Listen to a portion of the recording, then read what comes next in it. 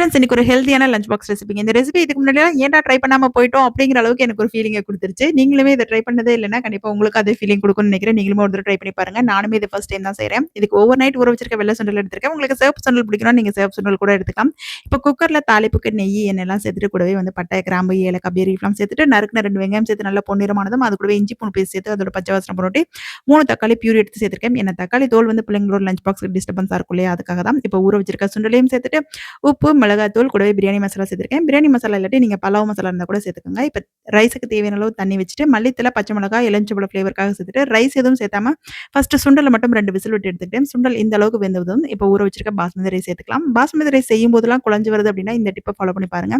Rice சேர்த்ததும் கரண்டிய உள்ள விட்டு பாருங்க. இந்த அளவுக்கு பாதி அளவுக்கு இருக்கணும். அப்பதான் ரைஸ் நல்லா உதிரி உதிரியா வரும். மறுபடியும் மேல நெய் சேர்த்துட்டு ஒரு விசில் விட்டு இறக்குனா, சூப்பரா உதிரி உதிரியா நம்மளுடைய ஒயிட் சன்னா புலாவ் ரெடி ஆயிருச்சு. ரொம்பவே கலர்ஃபுல்லா இருக்கு. இதுக்கு பெருசா எதுவும் சைட் டிஷ்லாம் தேவைப்படாது. நான் ஆனியன் ரைத்தாவோட சர்வ் பண்ணிட்டேன். நீங்களுமே ட்ரை பண்ணி பார்த்துட்டு எப்படி வந்துச்சு அப்படிங்கிறத கமெண்ட்ஸ்ல ஷேர் பண்ணுங்க. நாளைக்கு பார்க்கலாம்.